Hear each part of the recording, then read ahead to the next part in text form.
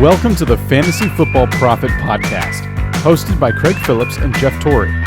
Visit us at fantasyfootballprofit.com. Welcome to the Fantasy Football Craig Profit Podcast. I'm Craig Phillips, joined as always by Jeff Torrey, and today we're talking Week 9 Waiver Wire. We're really the season just go quick, man. Like we're getting there. Week 9, and this year's gotten away from me. It has, right? I mean, 2020 in general. Look, we talked about this last week. I think we started to lose our mind a little bit. It's gotten away from us for sure. I would say that this year has been crazy. And well, I mean, this episode's coming out on election day, so hopefully the craziness ends after this. But I have a feeling it won't. I feel it's going to get worse. So we'll see how that goes. But we got some waiver wire pickups. So let's just jump into this thing. So actually, some news too. Might as well talk about some quick news. George Kittle, a fracture in his foot. Looks like he's going to be out 8 weeks. If he's out 8 weeks, that puts it to about week 16, which pretty much makes him, at this point, he's irrelevant. You drop him, right? I mean, you drop him because what? If he came back, you're getting him for like the final championship week, which, you know what? Great. If you get, you got to get there. So you get rid of him. And that's assuming that he comes back and you feel good enough to play him. Yeah, it's just unfortunate. But especially with the tight end landscape right now, there's not a lot you can trust at all there. I mean, you trust Travis Kelce, and is that it? That's it. You don't trust Mark Andrews anymore. The big three to start, or big four almost at the start of the year was what? Kelce, Kittle, Ertz, and Andrews. Ertz is out, Kittle's out. Andrews isn't doing great. It's just, and no one's really stepped into that. Waller's looked good at times. Other guys have looked good at times, but even Jonnu Smith looked good at times, and he's had 3 bad weeks. And other guys step up, but no one stays there. So, actually, before we get into the top pickups, I might as well just throw out a couple tight end pickups, because if you lost Kittle, this is where you need to be. And I guess I would say, I'd probably go for Jordan Reed if he's going to play this week, which there's talk about him being able to play. So if that's the case, I mean, from what the waiver wire looks like at tight end, I think that's about your best bet, honestly. It could be a Jordan Reed, because he looked pretty solid when he played for Kittle last time, because this is the second time Kittle's been out. I mean, are we really, but I don't know, are we relying on Jordan Reed in 2020? Like, what the heck is this? Like, might as well. Alfred Morris is playing in this game tonight for the Giants. I know. So, it's a bunch of throwbacks now. But, you have to, right? Jordan Reed, he did look, he looked good in one game at least. Right, yeah. So it's hard to really tell. He had that one big game against the Jets in week 2 where he put up, 2 touchdowns, 7 catches for 50 yards. I have to believe that he would be a, usable target, especially in the red zone. They've shown us he's already done it. Kittle's not going to be around. I would think that he has to be the number 1 pickup if you're looking at 40% or lower, because everyone else is kind of taken. He has a better shot at getting a touchdown than any other guy I can see on this list at least. Yeah, and he's practicing right now, so he's supposed to be activated. But if you're looking at 40% and under, I think he's your best bet at this point. Under 40%, the next one I'd go to is maybe Trey Burton, but Trey Burton, it's not a lot of volume necessarily, but he's gotten rushing touchdowns in each of his last 2 games, which is, how sustainable is that? Yeah, and each one he has 2 touchdowns in 2 games rushing. Yep. And he only has 2 carries to get it done. Well, obviously, I think not sustainable, but I like the fact that they're using him. I think your top pickup, if he's out there in your league, if you're looking at under 50%, it's like Dallas Goedert at 47% owned. I was going to say, without a doubt, he is going to be. He played his first game. Now they get a bye. Then he'll play immediately after that. So he should be pretty healthy. And he is by far, the number 1. But he didn't play the great in that game, but that's not closer to 50 already. I imagine that one, if you can get him, great. It's usually not what we talk about, but And otherwise, there's Robert Tanya, whatever his name is. He's at 46% owned. He's been decent. He had the one great game, and since then, it's not like he's been setting the world on fire at all. But at tight end, this is what you're dealing with right now. There's just, the options really aren't there.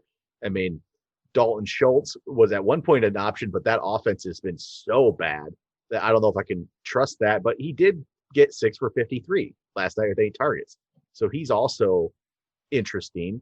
Mike Gesicki's just over 50%, but again, he hasn't really been doing much of anything the last couple games, and Tua didn't look great. Tyler Higbee's just over 50%. He hasn't been great. It's just a lot of, you know what? Jordan Reed is the best option for me under this 40% mark, and Dallas Goedert, obviously, if he's available in your league. So that's where I'd go. Where do you land on Logan Thomas of Washington? Logan Thomas, it feels like I keep waiting for more from him. And his best game's like a 4 for 60. The targets were there early. Those first 3 games, he went 8, 9, and 7 on the targets. And then the last 4, he's had 4 targets in each of the games. He has had touchdowns, though, in the last 2 he played. They play the Giants, they play Detroit, they play Cincinnati, play Dallas. That's a nice little schedule there. So, you know what? Actually, looking at that schedule, that's not bad. That's not bad there. Looking at the schedule, yeah, he could be an option too.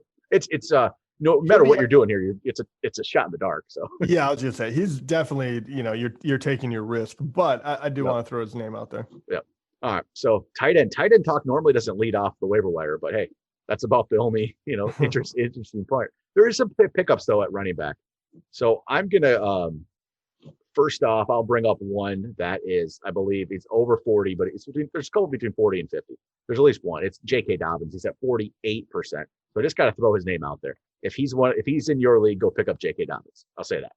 But if we're going back under 40, it's going to be, I think, Zach Moss at 36% owned. He's clearly the goal line back there in Buffalo. And that's all you need, right? A couple goal line carries. And that's not no fluke thing. Like, he was the goal line back in the early games. He got hurt, and as soon as he's back, he's the goal line back again. And we hated seeing it, wanting to see big numbers from Devin Singletary, but hey, we got to admit that Zach Moss is the guy in that role. Singletary's, between the 20s, and, Zach Moss is there when you get down to the goal line. And that's worth a lot in fantasy. So go get, Zach Moss. I think he's probably one of the top pickup for me, honestly, under 40%. There's a couple interesting other names though. But yeah, I know where you're going with that one. I worry a little bit because even when he did get the goal line carries even early, he never reached pay dirt, right? Yeah, the first couple games. One, yeah, true. In game 1, maybe he caught one, but in week 8, it was the first time he got 2. It looked a little bit better than he is, and maybe that is the regression of Josh Allen not running quite as much because it's a long season. Maybe we'll see it a little bit more. I'm still out a little bit on Zach Moss, but he's in the first couple for me for sure because that upside is so great. But I'm still going for the Damian Harris. I thought last game he showed a lot. I think he's just a better running back. And they're just not doing a whole lot. Cam Newton is not really getting it done as a quarterback. Yep. I think they have to lean on him a little more. Once again, any of these guys, you're taking a risk because you're not exactly sure. But I think Damian Harris is just a better running back. So I would lean towards him as being my number one. So Damian Harris, he's played 4 games. He's first game, 17 carries, 100 yards. Really solid, 5.9 yards per carry. Denver game wasn't good, 6 for 19. But then against San Francisco, 10 carries, but turned it into 58 yards, caught 1 for 12. So he had 11 touches and he got 70 yards out of it. And then this past game, 16 for 102 and a touchdown. Those are actually really solid numbers. And the Damian Harris talk is just so little. You just don't hear about him. No one's talking about Damian Harris. Man, he's not amazing, but that's pretty decent. And he's become kind of the main guy there. I don't know. The team's not good. Nothing's going well for New England, but Damian Harris has been usable in fantasy. And there's just no hype for him whatsoever. And this could be one of those guys that just sits there in your flex spot and just gets you 10 points and you call it good, right? So yeah, I think he definitely needs to be owned. I don't know why his numbers aren't picking up even more. They should be picking up more than that, but they're just not. So another name, I guess we can throw. I'm going to throw it out there only because it just depends on the injury situation. That's going to be DJ Dallas. If Carson's back, obviously that goes away. If Hyde's back, it probably goes. If Hyde's back, I don't know if it completely goes away, but it kind of loses a bunch of its, appeal. So DJ Dallas, don't go spend much of anything for him, but if you can get him for nothing, throw him on your bench and wait and see if he becomes the guy again. Hey, go do it. But I'm not gonna. Don't go crazy with that one because more than likely it's a 1 week thing and that's over with. So other guys. Who else do we have here? Well, yeah, I was gonna say I do have to ask. I guess there's a couple of weird ones out here that you just don't really know, right? But I do have to ask, Nyheim Hines. Yeah. So you have the pass catching back in Mhm. Indianapolis. He had a big game last week. We know that he's up and down, and it all depends on the game flow. But how much do you think he's worth? Do you think he should be on a team, or is he just one of those that he's too difficult to figure out when he's going to strike, so you don't want to deal with him? I'm in between on him, truly. I am too. It's really tough for me, I guess, because even with that 2 touchdowns he got and the 54 yards, it was only off 3 catches, and his running was 5 for 8. He doesn't have any running upside at all, and it's not like he's getting like all these catches per game, maybe like James White would have gotten before or somebody like that. I mean, it's 3 catches, 5 catches, 2 catches, 3 catches, 4 catches. In PPR, it's worth a little bit more. But I can't start that guy playing against Baltimore. Baltimore, Tennessee, Green Bay, Tennessee is his next 4. So 3 out of those 4, Baltimore, Tennessee. That's tough for 3 of those games. Green Bay necessarily isn't tough, but twice against Tennessee and once against Baltimore is not great. I just can't play him. I can't do it. I'd rather have in that same kind of role of a player. I'd rather have J.D. McKissick, honestly, for Washington. McKissick hasn't been great either, but I mean, he's been, I think, little better with the catches if you're looking PPR. I mean, week 7, he only had 2, but before that, he had 6, 6, and 7. So I'd rather have McKissick, honestly. But what about the other guy in the backfield there for the Colts? Not Taylor, but Jordan Wilkins. After what he did, he's interesting. He is. And I don't really know what they're going to be doing with that one, right? You have the high profile rookie, you have the pass catching back, and now you have this guy who's still a very young player that they gave a lot of carries to last year even. So they're in kind of a predicament where I can see it more watering down Taylor's value rather than building his up. That's kind of how I view it. I don't think that they're going to give him carte blanche and say, hey, like, it's yours to win. Here's another 20 carries, right? I think it's going to be Taylor starting to look a little bit better. And now you get 8 carries. He gets 10 carries. Hines, gets a few, and they go that way. So I think, is he worth throwing on your bench for a couple of games if you have the spot? Yeah, find out. I mean, an injury could always occur. He looked good in his last game. Running back is very difficult to come by. And I do really like that offensive line. I mean, it is very good, even though Taylor has had a hard time really getting it going to the level we wanted. So I would say go ahead and grab him, but I would not be willing to play him next week if I had any other options. That's kind of where I'm at. Another name I just want to throw out because I still find him interesting. That's Cam Akers. I thought about throwing his name out there, but I can't. He had 9. I mean, he had 9 carries this past game. So he got a few more. I mean, it's not like he turned it into a lot, but Darrell Henderson did get injured in that game as well. I don't know the severity of it right now. I don't really think Henderson's expected to miss any time, but Akers is, I don't know. He's still interesting to me. Still is. I get that. If it's just a three running back committee at this point, that I don't see there's a whole lot of upside. I haven't seen Akers as the most talented back, there. I just don't see it quite yet. I think his rookie year is going to be more of developing. If an injury does occur, like I don't think Henderson is, I don't think that's a long-term injury, but if he was out, you still have Malcolm Brown there. I don't think that there'd be a lot to be gained, but it would at least make it a little more, more interesting for me. I don't know. I don't find Akers to be all that valuable, just purely talent wise at the moment. And then, the other name we should have brought this up earlier, Gus Edwards. He's still only owned in 4.8% of leagues. 4.8. Wow. Right? I mean, when you hear that number, it's like, whoa, what's going on there? He had 18 or 16 carries for 87 yards and a touchdown this past game. And, for the most part, Gus Edwards, I think, has looked good over his career when he's gotten opportunities. He's been a player that I feel like every time he's played, he's looked pretty solid. I would compare it to Raheem Mostert before Raheem Mostert actually got a real chance. If you remember that, we always talk about Mostert every time he played a little bit. He's like, oh, this guy's decent. Gus Edwards is kind of on that level. He's not going to get the chance that Mostert got ever. I don't think that's ever going to happen, but it's one of those where you see him play and it's like, okay, he always plays well. And with Ingram out, yet, it looks like.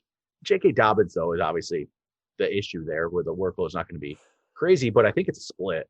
So, and they're good. They're both going to get some, decent numbers, I think. Right. The schedule coming up is pretty brutal.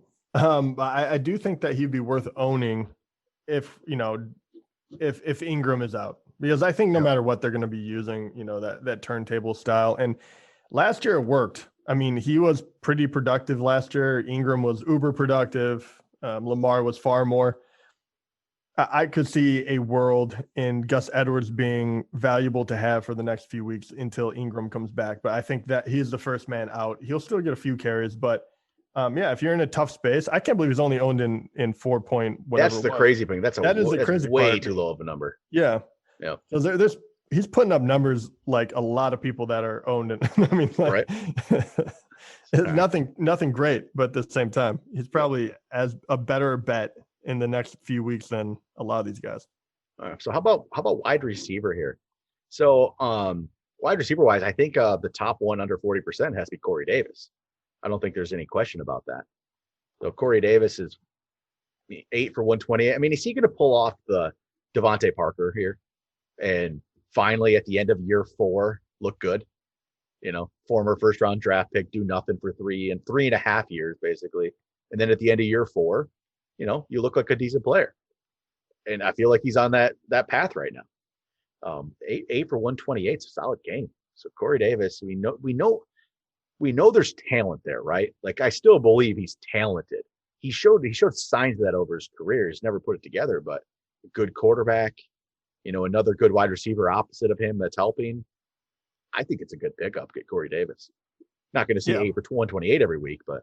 Yeah, I mean, the picks that I would make right now are the exact same ones I said last week. It would be Corey Davis and it would be Alan Lazard before he comes off IR. Right. Yep. Those would be the two, my top two, because I think those guys are talented in good situations.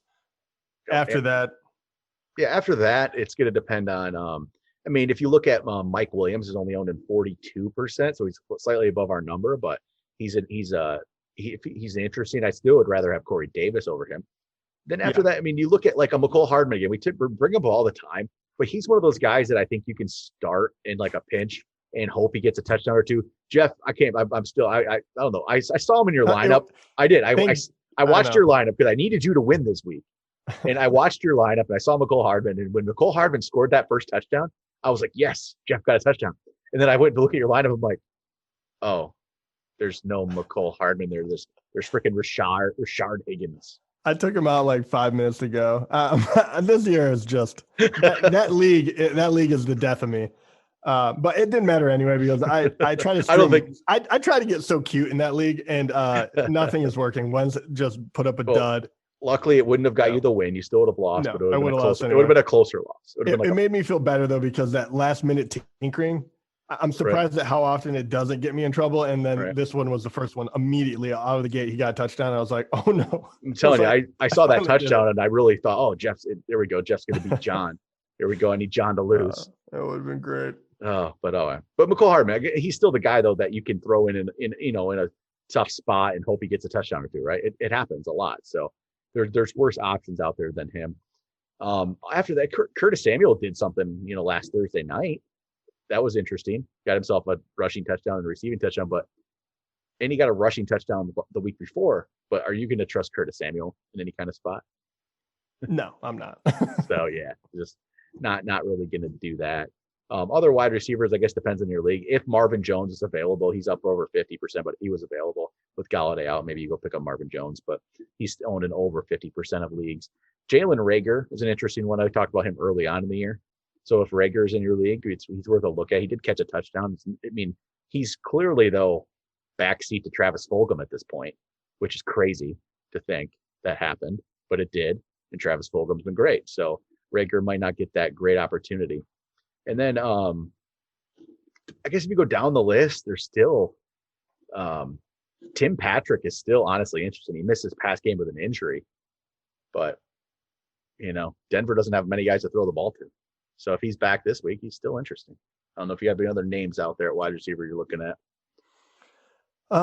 No, the only one that intrigues me even a little bit down below that is I'm still kind of interested in seeing how Denzel Mims turns out. True. Yeah. It hasn't been anything big, but he's at 42 yards in You know- each of the last 2 games. And that's, on a bad Jets team, kind of getting his feet underneath him. So I do think there's big playability there. And I do think they'll want to figure out what they have in him. So he kind of intrigues me as like a dark horse to be useful at the end of the year. Another one I kind of say in the same kind of spot like that. I like Darnell Mooney yet.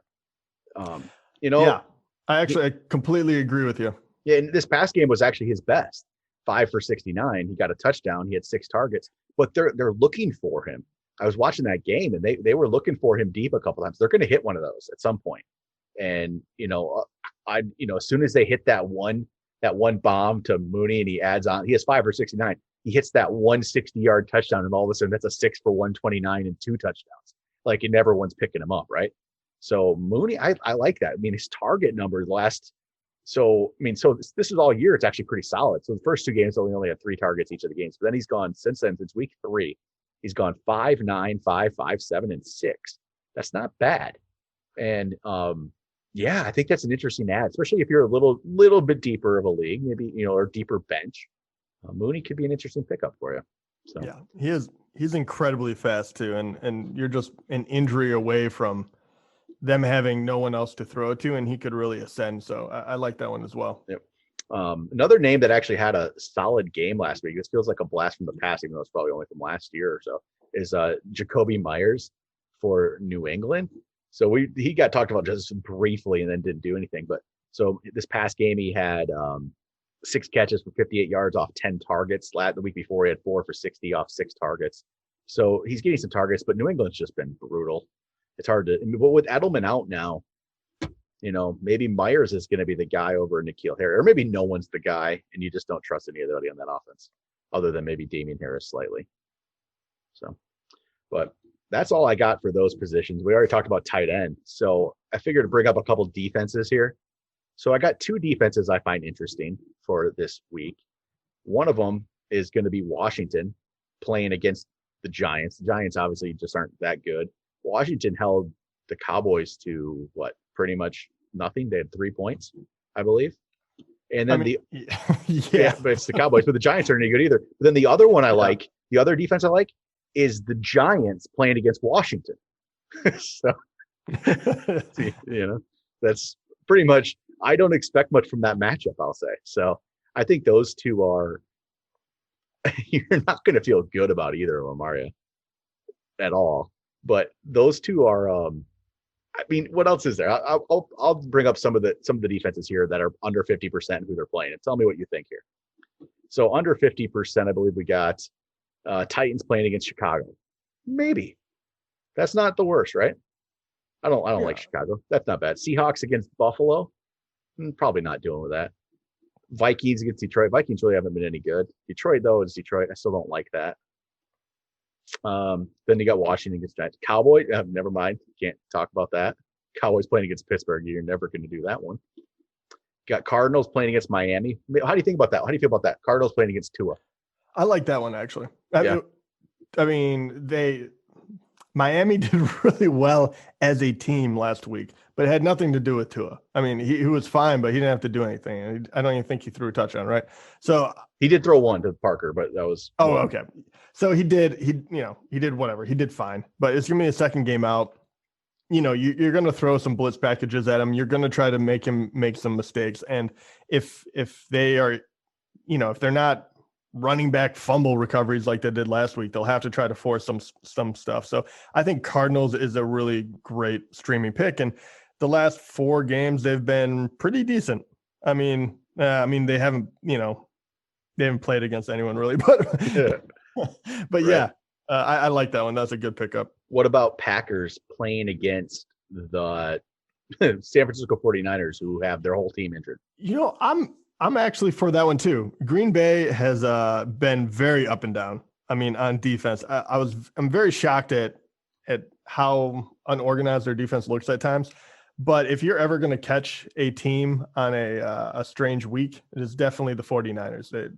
I don't know who their running backs are really going to be. Kittle is out. That's a huge one. They only have out. They only have Ayuk really as a pass catcher. I think that is a very smart play. I don't think that there is going to be any wild amount of points that you can get out of this one. I think it'll just be, it's not going to lose you the week. I think you'll get a handful of points and you'll get out of it happy. Has a team ever been hit by injuries this badly?